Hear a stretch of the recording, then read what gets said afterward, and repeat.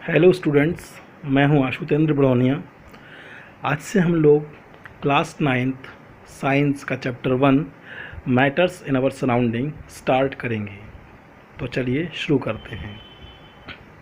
As we look at our surrounding, जब हम अपने आसपास देखते हैं, we see a large variety of things with different shapes, size and texture. हम देखते हैं कि हमारे आसपास बहुत ज़्यादा वैरायटी में डिफरेंट शेप्स की, डिफरेंट साइज़ की ऑब्जेक्ट्स हमारे आसपास होती हैं। Everything in this universe is made up of material which scientist have named matter. हमारे यूनिवर्स में जो भी मटेरियल है, जो भी चीज़ है, वो किसी मटेरियल से बनी हुई है जिसे साइंटिस्ट बोलते हैं matter. The air we breath, सांस जो हम लेते हैं, जो हवा हम लेते हैं सांस के दौरान, वो भी एक मैटर है। The food we eat, food जो हम खाना खाते हैं वो भी मैटर है। स्टोन्स, पत्थर भी मैटर हैं। क्लाउड्स, बादल, वो भी मैटर हैं। स्टार्स, जो आसमान में सितारे हैं। प्लैनेट्स, जो प्लैनेट्स हैं आसमान में। एनिमल्स हैं। Even a small drop of water और अ पार्टिकल ऑफ सैंड, यहाँ तक कि एक छोटा सा पानी की बूंद और एक छोटा सा रेत का दाना या कंकड़, ये सभी के सभी मैटर हैं। Everything is matter. We can also see as we look around that all the things mentioned above occupy space and have mass. तो हम देखते हैं कि जितनी भी चीज़ों के बारे में हमने ऊपर डिस्कस किया, या और जितने भी मैटर्स हमारे आसपास हैं, वो सभी के सभी कुछ स्पेस कवर करते हैं और उनमें मास होता है। In other words, they have both mass and volume. इसका मतलब ये है कि जो मैटर है उसमें मास होता है और वॉल्यूम होता है। Since early times, human beings have been trying to understand their surroundings. शुरुआत के टाइम में ह्यूमन बींग्स अपने आसपास की चीज़ों को समझने की कोशिश कर रहे थे। Early Indian philosophers classified matters in the form of 5 basic elements. तो जो इंडियन फिलोसोफर्स थे उस टाइम के, उन्होंने मैटर को 5 बेसिक एलिमेंट्स में क्लासीफाई किया है, डिवाइड किया है। फिलोसोफर्स क्या होते हैं? फिलोसोफर्स वो होते हैं जो कि धारणाएं देते हैं, स्टेटमेंट्स देते हैं, लेकिन ये स्टेटमेंट्स साइंटिफिकली प्रूव नहीं होते। और साइंटिस्ट क्या होते हैं? जो कि प्रैक्टिकल्स कर के प्रूव करते हैं कोई भी स्टेटमेंट को। तो पहले के टाइम पर जो इंडियन फिलोसोफर्स थे, उन्होंने मैटर को 5 बेसिक एलिमेंट्स में डिवाइड किया था। द पंच तत्व, जिसे पंच तत्व बोलते हैं। कौन कौन से हैं ये? Air, earth, fire, sky and water. Air मतलब हवा, अर्थ मिट्टी, फायर अग्नि, स्काई आकाश और वाटर जल। ये 5 तत्व हैं जिन्हें इंडियन फिलोसोफर्स ने पहले डिवाइड किया था। Ancient Greek philosopher had arrived at a similar classification of matter. उसी टाइम का जो ग्रीक फिलोसोफर्स थे, उन्होंने भी कुछ इसी तरह से मैटर को डिवाइड किया है। Modern day scientist have evolved 2 types of classification of matter based on their physical properties and chemical nature. आज के समय में साइंटिस्ट ने मैटर को 2 टाइप से क्लासीफाई किया है। एक तो उनकी फिजिकल प्रॉपर्टी के बेसिस पर, दूसरा उनके केमिकल नेचर के बेसिस पर। In this chapter we shall learn about matter based on its physical properties. हम इस चैप्टर में मैटर के बारे में पढ़ेंगे और समझेंगे उनकी फिजिकल प्रॉपर्टीज़ के बेसिस पर। Chemical aspects of matter will be taken up in subsequent chapter. और उसके बाद हम केमिकल एस्पेक्ट के बारे में भी पढ़ेंगे, मैटर्स की केमिकल प्रॉपर्टीज़ क्या क्या हैं। Physical nature of matter, matter का फिजिकल नेचर। फर्स्ट पॉइंट है इसका, matter is made up of particles. Matter जो है छोटे छोटे पार्टिकल्स से मिलकर बना हुआ है। For a long time 2 schools of thought prevailed regarding the nature of matter। बहुत समय पहले की बात है, 2 स्कूल्स आपस में प्रिवेल कर रहे थे, झगड़ा कर रहे थे कि मैटर का नेचर कैसा है। One school believed matter to be continuous like a block of wood. एक स्कूल कहता है कि मैटर जो है वो कंटिन्यूस है, जैसे लकड़ी होती है, कोई बिल्डिंग ब्लॉक नहीं होता, इसका छोटी यूनिट नहीं होती। Whereas the other taught the matter was made up of particles like sand। और दूसरा स्कूल कहता है कि मैटर जो है छोटे छोटे पार्टिकल्स से मिलकर बनता है। Let us perform an activity to decide about the nature of matter, is it continuous or particulate। तो हम कुछ एक्टिविटीज़ देखते हैं जिससे डिसाइड होगा कि मैटर कंटिन्यूस है या पार्टिकुलेट है। कंटिन्यूस का मतलब जिसकी कोई बेसिक यूनिट, बिल्डिंग यूनिट ना हो, कोई छोटी से छोटी यूनिट ना हो, और पार्टिकुलेट मतलब कि एक छोटी छोटी यूनिट से मिलकर के मैटर बनता हो। चलिए देखते हैं एक्टिविटी। एक्टिविटी 1.1 है, take a 100 ml of water. 100 millilitre water हम ले लेते हैं एक बीकर में। ये बीकर है हमारे पास, इसमें हमने 100 मिलीलीटर वाटर ले लिया। Fill half the beaker with water and mark the level of water. हमने इसमें पानी लिया है आधा, और इसमें हमने यहाँ मार्क लगा लिया जहाँ तक पानी भरा हुआ है। डिज़ोल्व सम सॉल्ट और sugar with the help of glass rod. हमने ये देखो इसमें शुगर या सॉल्ट डिज़ोल्व कर दिया। जब हम शुगर या सॉल्ट वाटर में डिज़ोल्व कर देते हैं तो क्या वो सॉल्ट और शुगर बाद में दिखाई देती है? नहीं देती, वो डिसअपियर हो जाती है। ठीक है, फिर हमने देखा कि अच्छा इसमें अगर हम शुगर और सॉल्ट को डिज़ोल्व कर रहे हैं तो ये जो वाटर का लेवल है ये ऊपर बढ़ना चाहिए, लेकिन हम क्या देखते हैं कि जहाँ हमने मार्क किया था वाटर का लेवल अभी भी वहीं पर है। अगर वाटर का लेवल नहीं बढ़ा तो जो शुगर और सॉल्ट हमने इसमें डिज़ोल्व किया था वो कहाँ गया? Observe any change in water level. Water level में चेंज देखते हैं, कोई होता है क्या? What do you think has happened to salt? Salt के साथ क्या हुआ? Where does it disappear? वो कहाँ गायब हो गया? Does the level of water change? हमने कहा कि वाटर के लेवल में कोई चेंज नहीं होता। जब वाटर के लेवल में चेंज नहीं होता तो शुगर और सॉल्ट के जो पार्टिकल्स थे वो कहाँ गए? डिज़ोल्व हो गए वो। In order to answer these questions, we need to use the idea of matter is made up of particles। तो अगर हमको इस क्वेश्चन का आंसर जानना है कि वो मैटर जो हमने सॉल्ट या शुगर हमने इसमें डिज़ोल्व किया था उसके कारण वाटर लेवल क्यों नहीं बढ़ा, तो हम कहते हैं कि मैटर जो है छोटे छोटे पार्टिकल्स से मिलकर बनता है। What were these there in the spoon? Spoon में क्या था? स्पून में शुगर था या सॉल्ट था, सॉल्ट और sugar. Has now spread through out water. वो क्या किया? पानी में डिज़ोल्व किया तो पानी में सभी जगह पर फैल गया।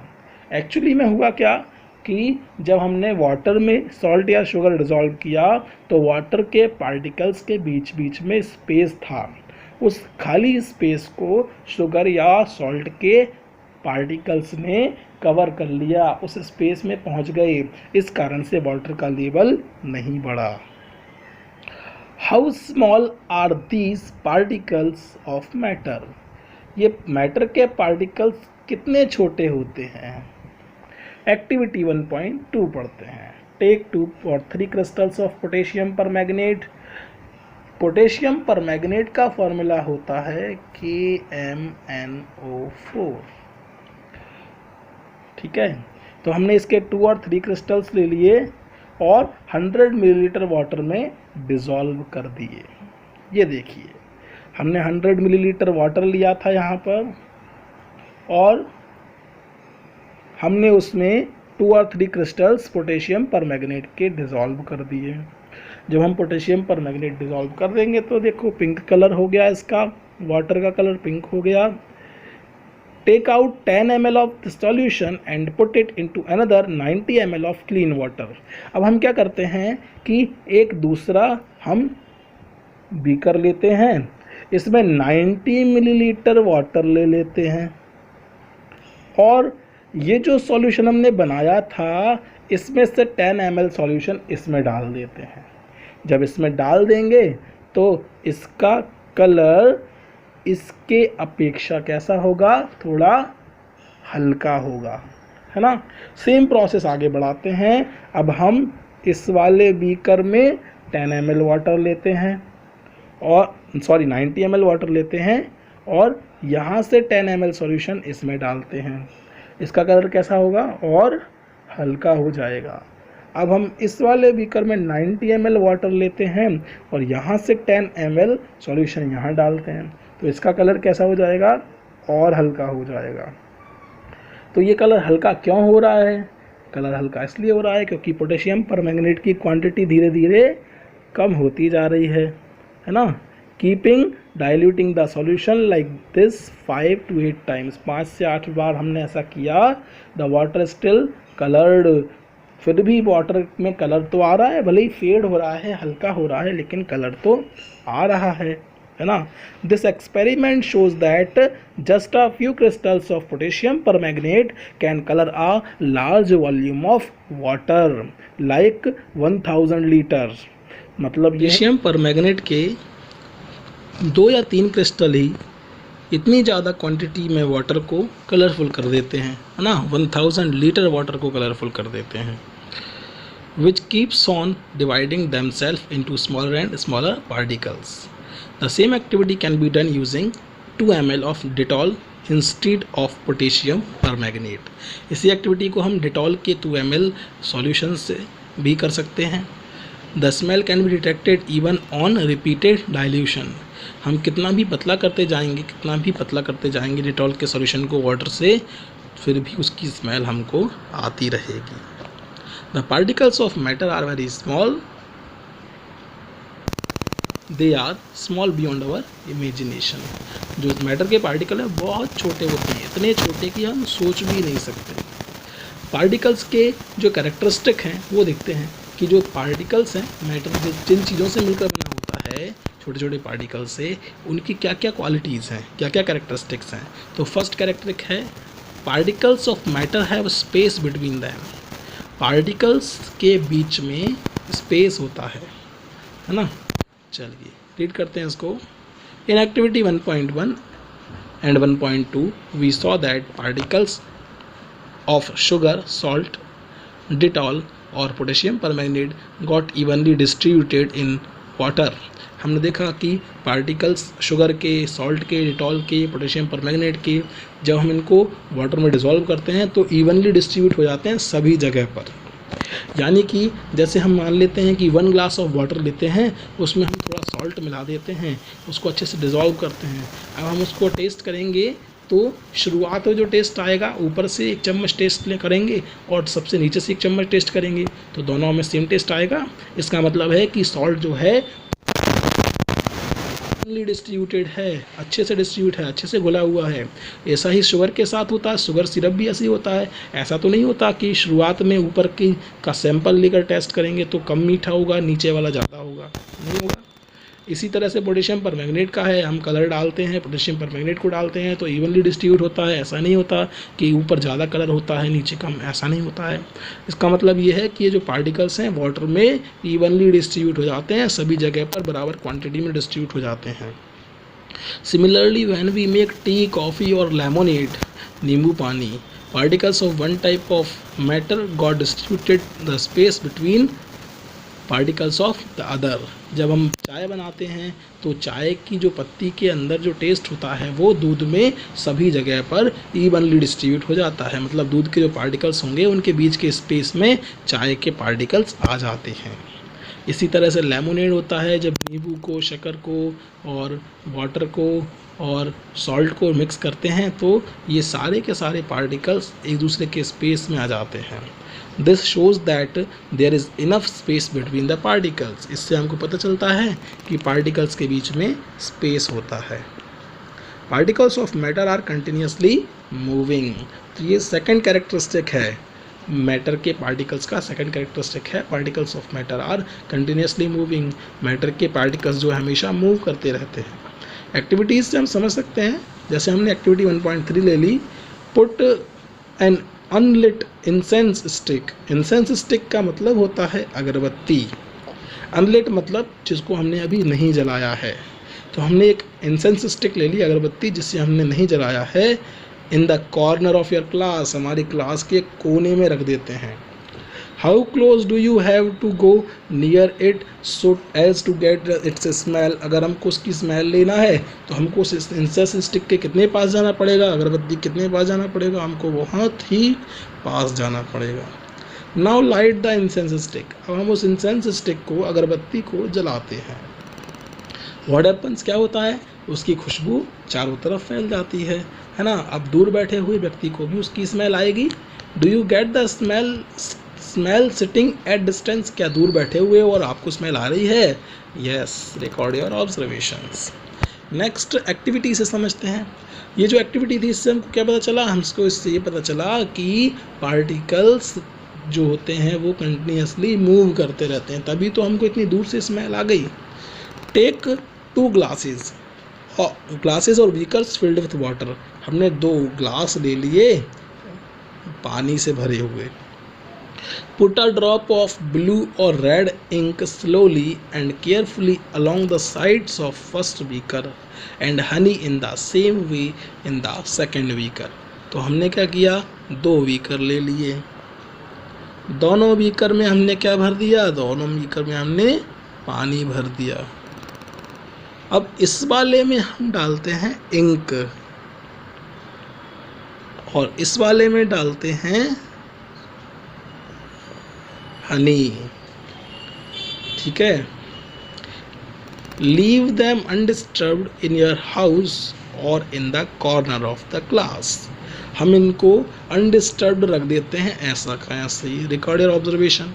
What do you observe immediately after adding the ink drop, जब हम इंक ड्रॉप को डिज़ोल्व करते हैं, इसमें डालते हैं, तो क्या होता है, हम देखते हैं कि वो इंक जो है वो पूरे पानी में घुल जाती है। और हनी क्या होता है, हनी नीचे जाकर तली में बैठ जाता है, घुलता नहीं है। What do you observe immediately after adding a drop of honey? How many hours or days it take for the color of ink to spread evenly throughout the water?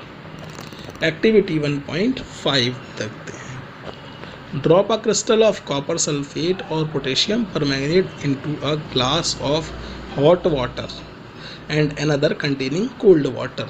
तो फिर से हमने 2 ग्लास ले लिए, उनमें पानी भर दिया। अब हम देखते हैं, एक में रखा है हमने हॉट वाटर, एक में रखा है कोल्ड वाटर।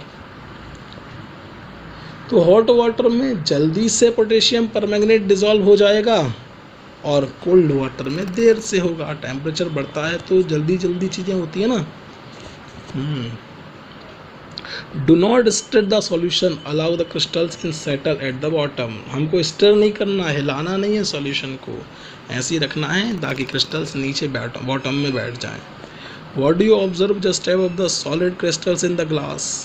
आप क्या देखते हो? What happens as time passes, time बढ़ता जाता है तो क्या देखते हो?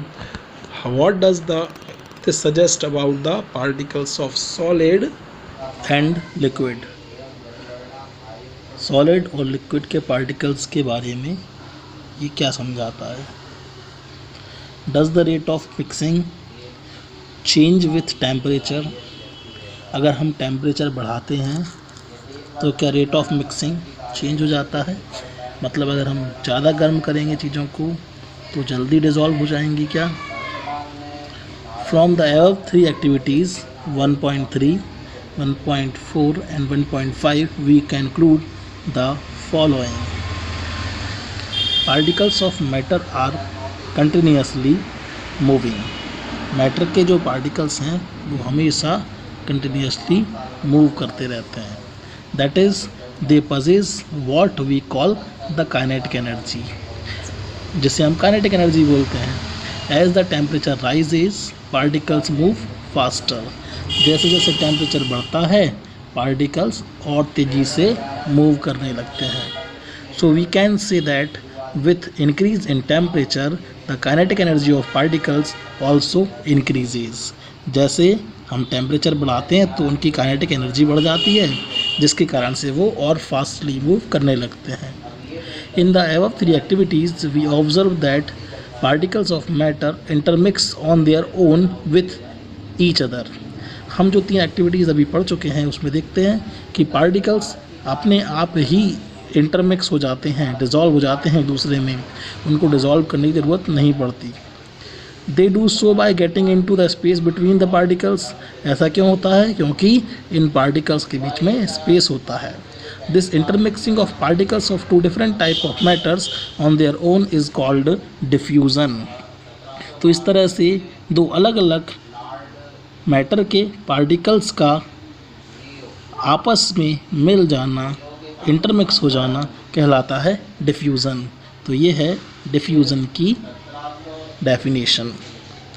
We also observe that on heating diffusion becomes faster. हम ये भी देखते हैं कि जब हम चीज़ों को गर्म कर देते हैं तो डिफ्यूज़न जल्दी होने लगता है। जैसे कि अगर हम नॉर्मली वाटर में शुगर को डिज़ोल्व करेंगे तो बहुत देर बाद डिज़ोल्व होगी, लेकिन अगर हम पानी को गर्म करके शुगर को डिज़ोल्व करेंगे तो शुगर जल्दी डिज़ोल्व हो जाएगी। Why does this happen? ऐसा क्यों होता है? आगे बढ़ते हैं। Particles of matter attract each other. तो ये मैटर के पार्टिकल्स का सेकंड कैरेक्टरिस्टिक है। Particles of matter attract each other. Matter के पार्टिकल्स आपस में एक दूसरे को अट्रैक्ट करते हैं। एक्टिविटी 1.6 गिवन है हमको। Play the game in the field, make 4 groups and form human chain as suggested. जैसा हमको सजेस्ट किया हुआ है, हमको डायग्राम में दिख रहा है, इस तरह से हम 4 ग्रुप बना करके ये गेम खेल सकते हैं। In first should hold each other from the back and lock arm into Idu Mishmi dancers. पहले ग्रुप में हम क्या करेंगे? जिस तरह से हमको ये डायग्राम दिख रहा है उसी तरह से हमारे हैंड्स को हमको एक दूसरे के आर्म से फोल्ड करना है और पीछे की तरफ लॉक करना है। इसके बाद सेकेंड ग्रुप में, in the second group should hold hands to form a human chain. Normally जैसे हम ह्यूमन चेन बनाते हैं, एक हाथ से दूसरे के व्यक्ति का हाथ पकड़ लेंगे, दूसरा व्यक्ति अपने हाथ से तीसरे का हाथ पकड़ लेगा, सीधी सीधी चेन बनाना है। In the third group should form a chain by touching each other with only their finger tips. हमको फिंगर की टिप से एक दूसरे को टच करना है सिर्फ। Now fourth group of students should round and try to break the 3 humans chains 1 by 1 into as many small groups as possible.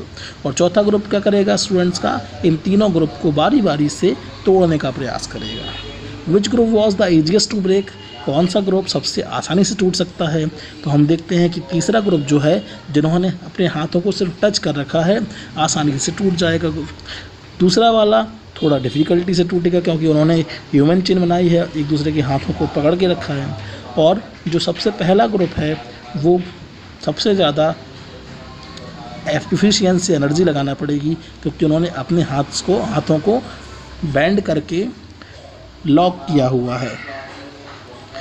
इसके बाद आगे बढ़ते हैं। Activity 1.7 take an iron nail, a piece of chalk and a rubber band. हम 3 चीज़ें लेते हैं। एक आयरन की कील ले लेते हैं, एक चॉक का टुकड़ा लेते हैं और एक रबर बैंड लेते हैं। Try breaking them by hammering, cutting और स्ट्रेचिंग। हम उनको ब्रेक करने की, उनको तोड़ने की कोशिश करते हैं। हैमर से, हथौड़े से मार कर देखते हैं। आयरन की नेल का क्या होगा? आयरन की नेल की शेप चेंज हो सकती है। पीस ऑफ चॉक का क्या होगा? चॉक जो है टुकड़ों में टूट जाएगी, छोटे छोटे पीसेस में ब्रेक डाउन हो जाएगी।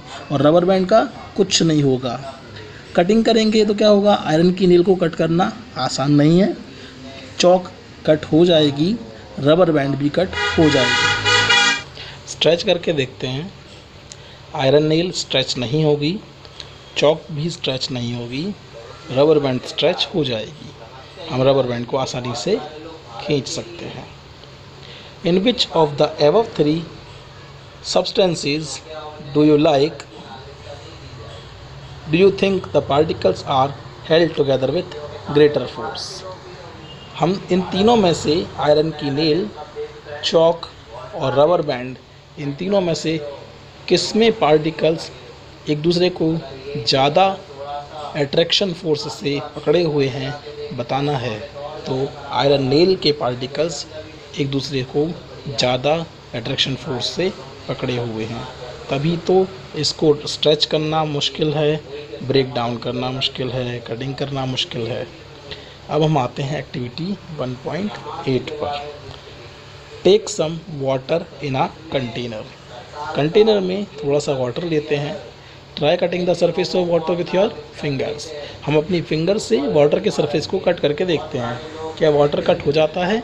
नहीं होता। Why were you able to cut the surface of water?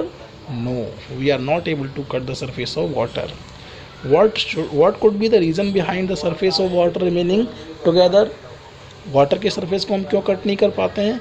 क्योंकि वाटर के पार्टिकल्स थोड़े दूर दूर होते हैं। वाटर के पार्टिकल्स के बीच में स्पेस होता है। इस कारण से जब हम उसको कट करने की कोशिश करते हैं तो हमारे हाथ उन पार्टिकल्स के बीच में से होकर के निकल जाते हैं।